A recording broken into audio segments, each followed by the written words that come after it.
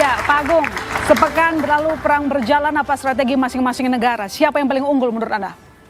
Mengukur keunggulan itu tidak bisa secara kualitatif ya. Kita lihat ke grand strategi, karena tactical output itu beda dengan strategic outcome. Pada saat pemerintah Amerika memutuskan mengikuti Israel untuk menyerang Iran, mereka udah punya grand strategi yang menentukan rezim harus tumbang, rakyatnya berontak, kemudian rudalnya berhenti, proksinya game over.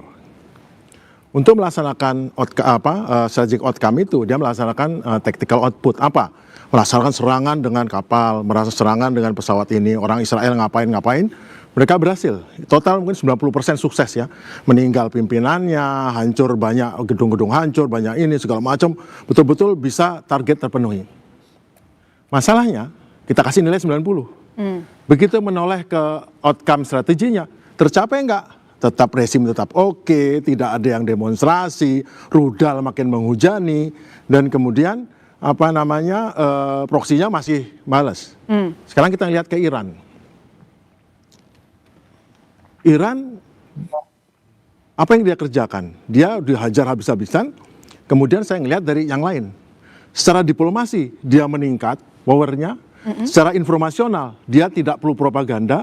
Jelas malah berita dari CNN bahwa seluruh penduduk warga negara Amerika harus pergi dari Timur Tengah. Gila nggak? Penduduk Amerika Serikat disuruh pergi dari Timur Tengah semua. Berarti nggak aman kan? Negara nggak bisa lindungin. Kemudian habis itu hampir seluruh pangkalan dan seluruh pangkalan laut, pangkalan darat itu tersapu habis, tidak bisa digunakan. Kemudian tidak berdaya untuk membuka Selat Hormuz. Harus, jadi banyak. Kemudian ditambah lagi dengan di Israel, hujan rudal, hujan segala macam, yang membuat tidak perlu ada propaganda, sudah menang informasional, military. Betul kata beliau bahwa cukup dia bertahan, cukup dia survive, dia bisa sembunyi ya, selalu survei tiap hari. Sekarang mereka hanya ngirim 7 paket. 7 paket serangan setiap hari ini selama 2 hari terakhir. 7 paket terdiri dari 30 rudal Shahid, kemudian 1-2 rudal balistik ditambah rudal hipersonik 1. Itu udah sukses tuh. Haifa terbakar, Ben Gurion hancur. Sehingga orang lari dari Aqsa, lari dari Haifa nggak bisa, hancur juga. Haifa itu kilang minyak terbesar. Dan ekonomi, yang megang tangan di atas sekarang Iran. Ekonomi banyak negara tergantung dari kemurahan hati Iran. Dia mau boleh lewat Hormuz apa enggak? Apakah Amerika menentukan ekonomi Timur Tengah? Tidak, malah Iran. Jadi justru tindakan Amerika yang sukses secara taktikal, tapi nol besar dalam bidang strategi, karena memang Trump tidak punya strategi. Strategi, saya tidak bilang orang Amerika, maksudnya angkatan bersenjata Amerika, mereka punya strategi. Dan strateginya tidak menaklukkan Iran dengan cara military operasional seperti ini, pasti ada cara lain. Nasihatnya tidak diikuti oleh Trump. Bahkan Trump sekarang konyol sekarang merencanakan kalau habis rudal di membela Israel, ngambil rudalnya di Korea dan di Jepang. Itu merasa tersakiti sama orang Korea dan Jepang kan, soal menghadapi Cina. Di Timur Tengah, semua rudal-rudal pertahanan udara di mitra-mitranya di Timur Tengah, negara-negara Teluk itu mau diisi sama Trump, enggak, ini untuk Israel. Itu merasa tersakiti. Akhirnya tadi seperti saya bilang soal BOP tadi, tunggu saja, santai, relax, kita extend, kita lihat Trump itu masih eksis nggak, atau powernya masih besar nggak, yang tanya powernya masih besar nggak. Kalau tidak besar powernya, power kita ikut besar. Nah itulah keputusan yang harus kita laksanakan. Mas Sandi, kalau kita lihat, kira-kira menurut Anda kenapa Iran sampai sekarang masih bisa bertahan? Apakah memang dia melakukan balasan asimetris atau gimana? Ya, satu budaya strategisnya memang sangat kuat ya. Ini yang dilawan Amerika Serikat, peradaban lama. Ya, peradaban yang melahirkan Darius, peradaban yang melahirkan Xerxes, peradaban Persia. Ya, Amerika Serikat kalau ditanya peradaban kunonya apa, nggak bisa jawab dia. Karena berhenti di 1776. Ya, sementara Persia bisa sampai sebelum Masehi. Jadi budaya strategisnya sangat-sangat kuat, sangat-sangat lama. Lalu topografinya Iran itu bukan Irak. Yang membuat Amerika Serikat tidak berani merancang misalnya Desert Storm lagi. Tidak berani merancang Shock and Awe lagi. Ya, karena begitu masuk dari daerah Kurdistan misalnya, yang dihadapi adalah gunung berbukit-bukit, akan menjadi makanan empuk bagi garda republiknya Iran. Iran begitu pemimpin besarnya gugur, lalu kemudian terdesentralisasi di 7 kota utama, tidak lagi di Teheran. Ya, ini memang kutukan perang asimetrik yang dulu sudah diungkap oleh Henry Kissinger waktu perang Vietnam. Senjata dan sekutu utama pihak yang lebih lemah itu waktu. Yang perlu mereka lakukan untuk memunculkan persepsi menang itu mengulur perangnya selama mungkin. Jadi kalau seandainya Amerika Serikat memutuskan untuk gelar darat, ya kalau mereka berhadap-hadapan, ya pasti tumbang Iran. Saya sudah membuat wargaming ya. Waktu Irak 1, Amerika Serikat membutuhkan 960.000 pasukan.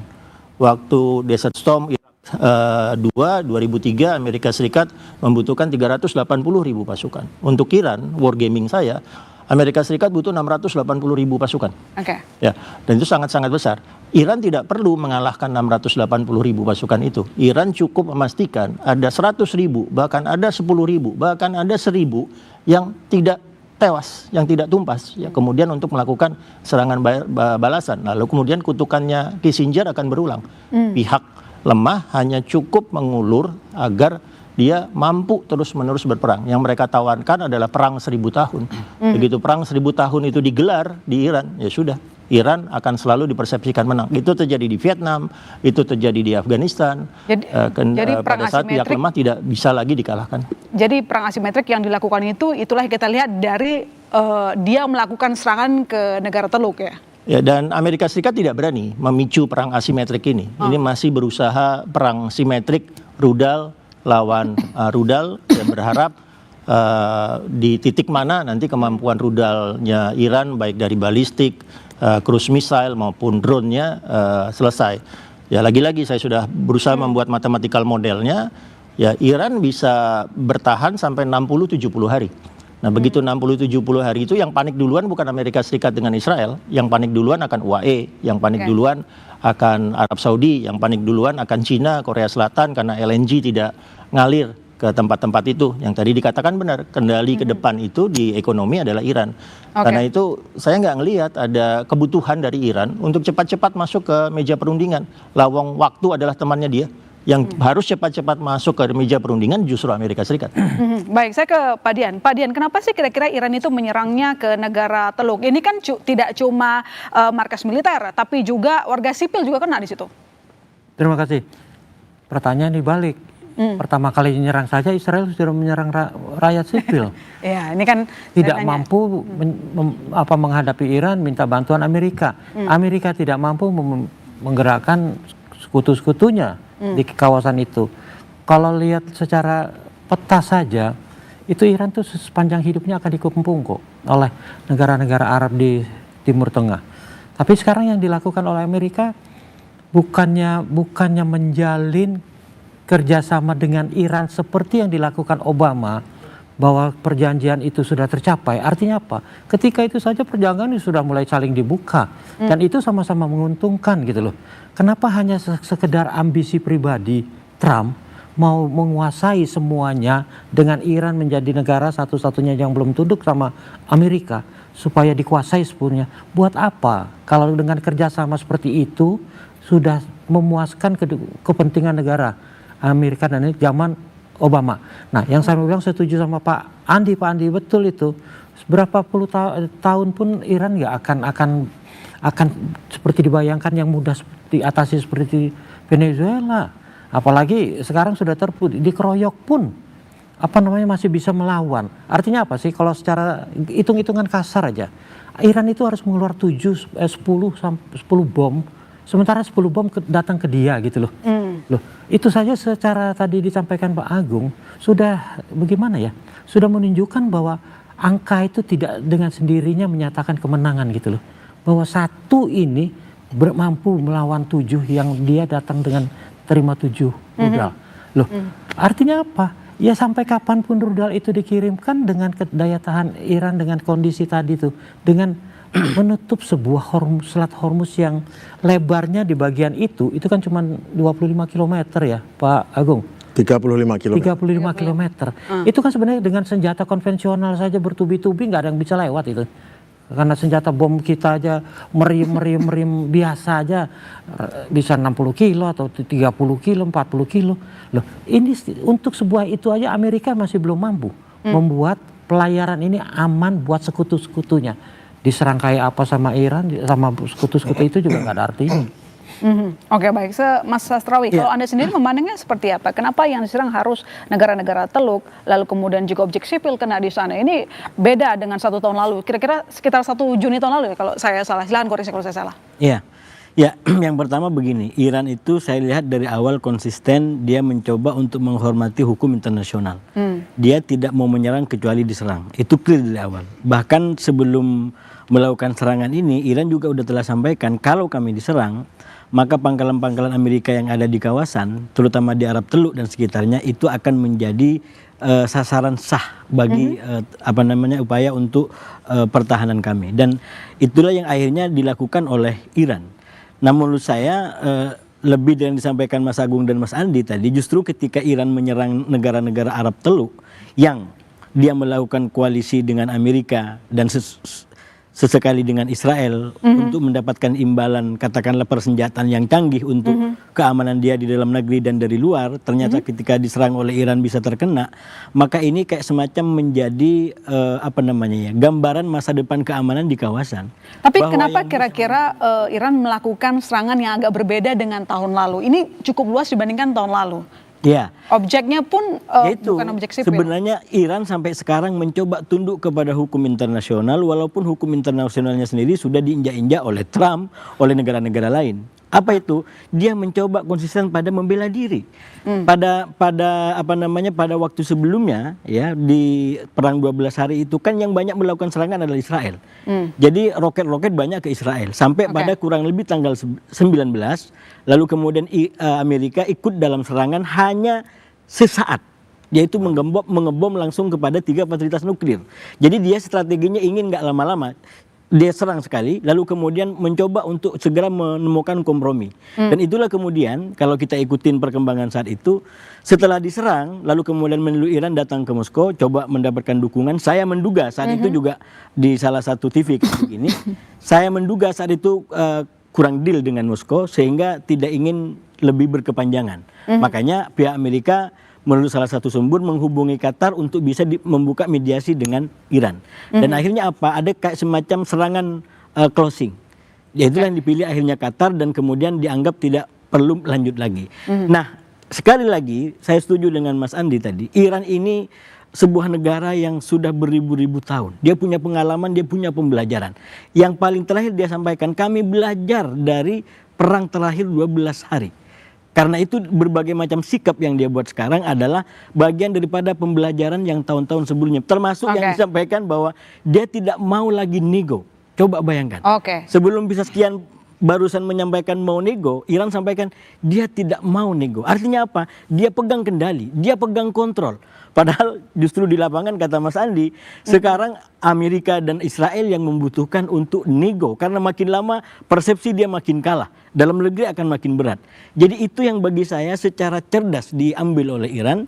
Diambil sebagai kebijakan, sebagai pembelajaran. Sehingga posisi dia makin hari makin strategis. Minimal secara persepsi. Kalau secara realitas, saya yakin warga Iran juga manusia, diserang begitu banyak korban, pasti juga penuh dengan penderitaan. Dan tapi sekali lagi dalam pertarungan bukan hanya realitas, tapi persepsi juga menentukan.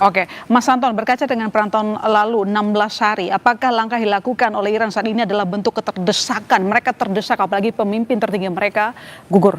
Enggak, jawabannya. Enggak. Pertama kita harus melihat bahwa satu tadi Mas Andi udah bilang, ketika kita bicara asymmetric warfare, kita bicara nih perang Daud and Goliath, David and Goliath. Jadi ada yang kecil, ada yang besar. Jadi ini rasional ya Mas? Rasional. Okay. Gitu. Tadi Pak Agung udah bilang, ini ketika kita bicara goals dalam military operation pasti ada strategic goals. Strategic goalsnya aja berubah-ubah nih. Mau ngomong Trump, mau Menlu-nya, lalu Menhan-nya, gitu, Menteri Perangnya, beda-beda semua. Kalau kita bilang bahwa apakah operasi militer berhasil atau tidak, itu kita pasti ngelihatnya adalah goalsnya apa. Kita akan tick list, gitu ya. Yang pertama dia bilang, oh ini untuk melumpuhkan nuklirnya.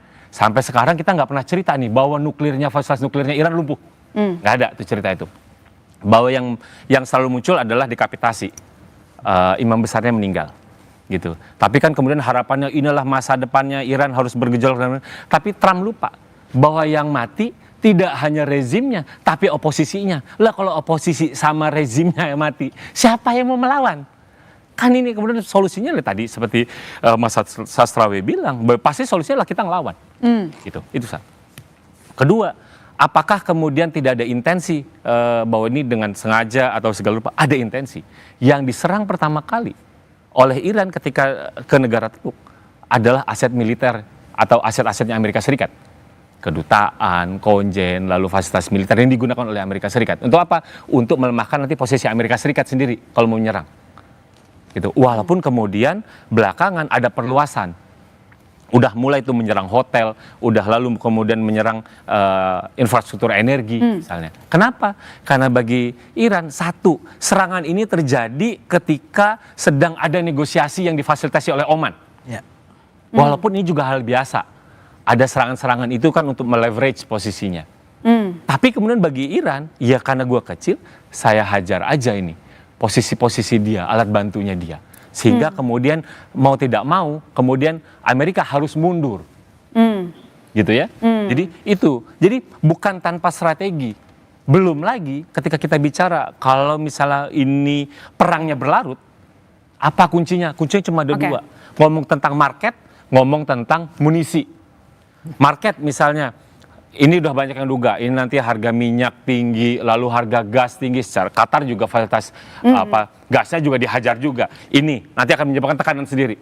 Kedua soal munisi, ini menarik karena sampai perang hari kelima misalnya, Iran tuh menyerang baru sekitar 500, entah itu rudal, entah itu drone dan lain-lain. Ya, karena mereka bertahan ya. Interception-nya yang dilawan itu pasti pengalinya 2,5. Ya 2,5, jadi kalau 500 ini udah 2,5 interception. Itu ada hitungan matematisnya sekitar 50-70% stok interception yang dimiliki oleh Perang Teluk. Bisa dibayangkan kalau ini perangnya berlarut. Karena kalau misalnya secara dari bicara tentang rudalnya segala rupa memang menurun drastis, tapi kalau kita melihat serangan drone, ini semacam lihat ada konstanta, ada angka 100 setiap hari nyerang. Jadi kalau 100 kali 2,5 sudah berapa lama nih kebutuhan pertahanan dari negara Teluk. Ini yang nanti akan sedikit banyak akan menekan Amerika Serikat. Berhenti gua yang nanti yang nggak aman.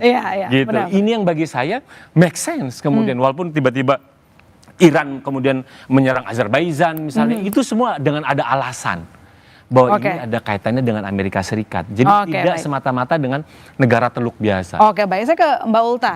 Ini kan Iran meminta jalur komunikasi tidak hanya kepada Qatar, kedua belah pihak ya. Ada juga Oman, Amerika Serikat juga meminta jalur komunikasi begitu. Tapi tidak menyebut Indonesia. Indonesia kan di BOP. Ya, mungkin boleh saya izin minta waktu untuk menanggapi tadi yang udah banyak itu. Silakan. Ya. Pertama, tadi saya ingin mengingatkan lagi nih ke Mas Anton ya, karena ini nggak mentah Mas, karena mungkin Mas Anton bilang kan kalau misalnya dari zamannya Pak Prabowo jadi Menhan, ini dunia udah multipolar gitu kan. Tapi beda sekarang, kalau misalnya dulu kan Biden gitu, pendekatannya udah beda gitu. Kalau Trump kita tahu sendiri, pendekatannya one man show. Kalau Biden masih mau dia bernegosiasi dengan UN, mau berdekatan dengan NATO. Sekarang Amerika Serikat, Trump ya Trump gitu. Trump udah melebihi Republikan, udah melebihi Senat, udah melebihi Amerika itu sendiri mungkin. Dia melihat dirinya mungkin sebagai Amerika sendiri. Makanya ini menjadi semakin kompleks gitu. Nah, kemudian saya juga setuju dengan Pak Hasibullah tadi, Pak Hasibullah dengan Mas Andi, dengan Marsikal Agung bahwa isu-isu ini ya harus dikompartemenkan. Jadi BOP di sini, Iran di sini, ya kan tadi trade juga disinggung Mas Anton. Nah, trade beda lagi nih. Jangan hal ini tuh selalu campur adukan. Jadinya kasihan masyarakat kita gitu. Harusnya kita juga mencerdaskan kan.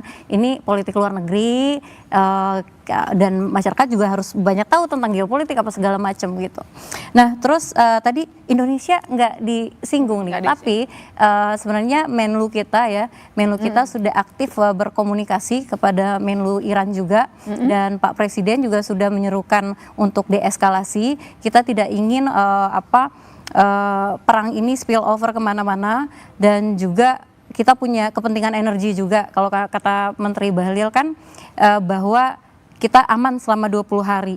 Sementara Trump bilang ini bisa aja perang 4 minggu, 5 minggu dia bilang gitu kan. Artinya kita harus mencari alternatif baru, tapi saya rasa ya semua negara di dunia ini mengalami strategic dilemma ya. Jadi dilema strategis yang mereka juga bingung nih, end game-nya apa tadi? Benar kata Mas Agung, end game-nya nih apa? Decapitation atau regime change nih? Kalau decapitation beda strategi, regime change beda strategi lagi gitu.